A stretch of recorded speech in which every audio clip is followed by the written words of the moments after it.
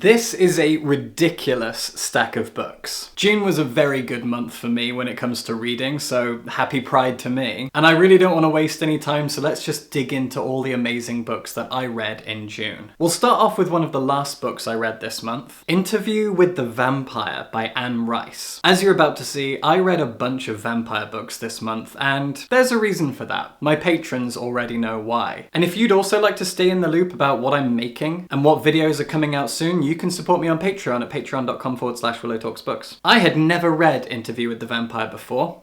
I remember watching the film at university, and while I was reading this, I found out that Anne Rice actually wrote the screenplay for the film, which explains why the film is such a good adaptation of the novel. It is very, very faithful, and now having read the novel, I can say that the film does everything that the book does, but is also gorgeous. I have a lot of thoughts about this book and where it stands within, I guess what you could call the vampire canon, but I am saving that. If you have never read it, however, I really do recommend it. Interview with the Vampire kind of represented a turning point in vampire fiction, and it has led to so much, almost a saturation of both empathetic and monstrous vampire fiction over the last few decades. Stories where we fall in love with vampires, or we are vampires that people fall in love with, or stories where vampires are monsters. This book sits on a knife edge between those two things. These vampires are at once empathetic and monstrous. And I'm so glad I have finally read this, and now I'm clamoring to rewatch the film, which I think I'm gonna do maybe tonight. Another and very new vampire novel that I read this month was Fragile Animals by Genevieve Jagger. This book just came out, published in the UK by 404 Inc., who are a great indie publisher. This is a queer Scottish novel, and I didn't like it for quite a while. I was really not having a great time with it until everything kind of eventually clicks. The book ends and you look back over everything you've read and realize that it all made sense. In fact, there is now only one thing I disliked about the book, and that's the fact that so many chapters end with some kind of bombshell philosophical statement that is supposed to sound clever but just comes off as pretentious. That is the one irritation I have with this book. It happens all the way through. As I would get to the end of a chapter, I would cringe in anticipation for some pretentious statement to be made. But aside from that, Fragile Animals is a very good and very clever work of pseudo-vampire fiction. It tells the story of a young Scottish woman who is very, very traumatized by her religious upbringing. She was raised Catholic by a very unkind mother. Her parents got divorced. Her father turned to Satanism. She lives in Edinburgh, but she has taken herself away to the Isle of Bute, where she meets a man who claims to be a vampire, and they spend the novel confessing their lives to each other, talking about old friends and ex-partners, sexual conquests. And you wonder all the time, what is the vampire element all about? Well, read on and you'll see. It's a very intriguing book, and I have a lot more to say about it soon. My previous video was about this, The Vanished Birds by Simon Jimenez. This is an exquisite piece of science fiction, as close to perfection as sci-fi can arguably get, in the sense that it ticks every box. Every kind of sci-fi fan will find something to fall in love with when it comes to this book. It's a really exquisite debut novel. It is set 1,000 years into the future after we had to abandon Earth. That is not a new concept, but Jimenez does new things with it. And one of the things about this book that I was most impressed by, without retreading things I said in the video, which you can go watch right now, is that it bucks a lot of trends when it comes to narrative structure and the rules around storytelling. The first 50 pages is one single chapter that acts almost like a short story about a man who never comes up again. We learn about his life, his home, and he finds something that he then gives to the protagonist, and then we're actually introduced to the protagonist properly. She's been a side character throughout this opening short story, and then she takes us off on her ship out into the stars. After that, we rewind to roughly now, during a global climate crisis, as a new protagonist is brought on board a project to build space stations that we can escape to. I won't tell you any more, but my goodness, this is a very hyped sci-fi novel. People have been talking about it for a few years now, and I totally get it. It's incredible. Pause. Are you a writer? Do you have a manuscript? Are you working on a story, a novel? Are you planning on self-publishing it? Sending it to an agent or an indie publisher? Do you need it edited? Send it to me. This month I have edited 2 full novels for 2 wonderful clients who each wrote something really, really special, and I am so proud to have been the editor of these 2 books, to have polished these books and made them shine and have them ready to be published, sent out into the world for readers to fall in love with. I am so proud of these novels and so proud that I was a part of it. So if you'd like to hire me for my editing services, you can do so. There is a link to my portfolio in the description. My rates are really, really good. I am fast, I am efficient, and every single client I've worked with has adored my editing services. So if you have a manuscript and you need an editor, please send it my way. I will not disappoint you. Unpause. One day this month, I took myself off to the cinema and I went to watch the film adaptation of The Watchers. That film was a disappointment, and so I made a video where I compared that film to its source material, The Watchers by A.M. Shine. This is a really great Irish folk horror novel. It has a super simple premise and it executes upon that premise so well. A young woman's car breaks down at the edge of a strange, enormous, endless dark forest. She wanders into that forest. She can feel that she's being watched. She is nervous. There is something in here and she thinks it's dangerous, and as the sun starts to set, she is beckoned into a bunker in the middle of the forest. She runs to the bunker, door shuts behind her, and she is told that you cannot be out in the dark. There are things in the forest that will kill you and eat you. And in that bunker are other people who found their way into this forest and have been there for a few months or even years, trying to survive and also find a way out of this forest. Where did the bunker come from? Who built this place? What is this forest? What are the things out there? So many questions, they all get answered, and it's a really good ride.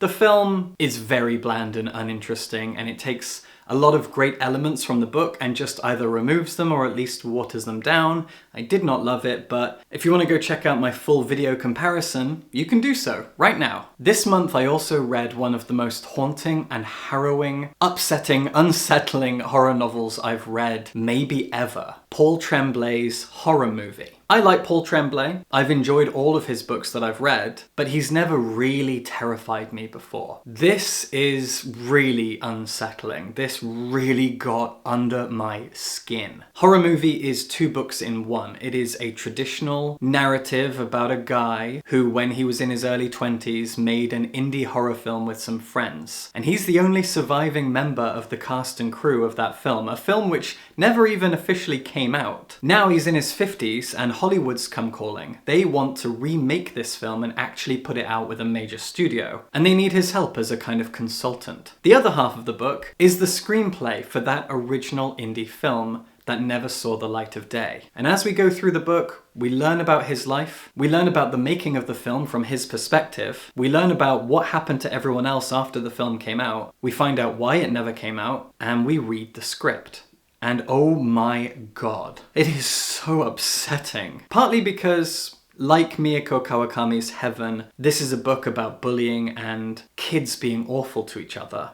But it's also more than that. Go watch my review if you haven't already, but honestly, this is the kind of book that makes you feel cold and like there is something under your skin. Another vampire novel that I read, or reread this month, which I just finished, was Carmilla by Sheridan Le Fanu. Carmilla was the first vampire novel, or novella. It's only 150 pages long. It predates Dracula by 26 years. It is gay as hell. It's a lesbian vampire story. And it is a wonderfully dark, campy, gothic, creeping thing. The opening chapter, I forgot, the opening chapter is genuinely really unsettling. Older horror stories can often take you by surprise. If you don't read a lot of really old gothic horror, you can almost arrogantly assume it's not going to be that scary. Horror's come a long way, but my god, there are some really trippy, eerie scenes in here. Again, I have a lot to say about this, and I'm saving that for something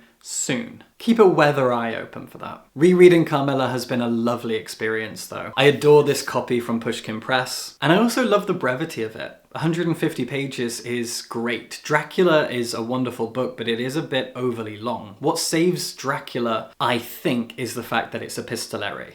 And so you're constantly shifting from style to style. Dracula has diary entries, newspaper clippings, transcripts, and that shifting of styles really saves it and allows it to be longer than it needs to be, and you don't get too annoyed at it. Carmilla, however, is saved by its brevity. It is a first-person narrative, 150 pages of creepy, horrible vampire goodness. A video I'd love for you to check out right now is my review of Private Rites by Julia Armfield, if you haven't watched it already. That video almost never existed, actually, because I was being kind of childishly bitter about the fact that my review copy of this book just never turned up, until I realized that I move around a lot and it's probably my fault. Someone who now lives in one of the 3 flats I've lived in the past 2 years probably has my copy, and whoops. So I ended up picking this book up. I was in the Big Waterstones in Glasgow. I was there to watch Heather Parry interview Harry Josephine Giles, and I picked this up on my way up to the event. And I'm really, really glad I did. This is one hell of a book.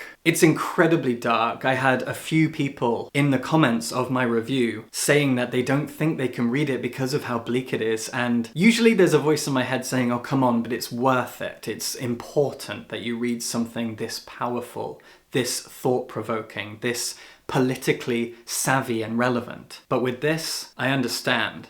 This book exhausted me, and I did feel kind of bummed out for a day or two after reading it. The melancholy of this novel is so palpable. Julia Armfield seems like a pretty happy person. I've met her once or twice. She's lovely. She's very, very funny. And she seems happy. But my god, she's written something very, very bleak and dark here. Go watch my video if you want to know more. There's too much to say and I'll just start rambling otherwise. Another vampire book I read this month was this gorgeous thing, The Southern Book Club's Guide to Slaying Vampires by Grady Hendrix. I absolutely adore Hendrix. He is one of my favorite horror authors, and this is now my favorite book of his. It's a lot of people's favorite book of his. Until I read this, my #1 Hendrix book was How to Sell a Haunted House, which I think is his newest book. I really enjoyed that one, but this, oh wow. What I loved so much about this, and you can go watch the video where I talk about it, is that it doesn't just return the vampire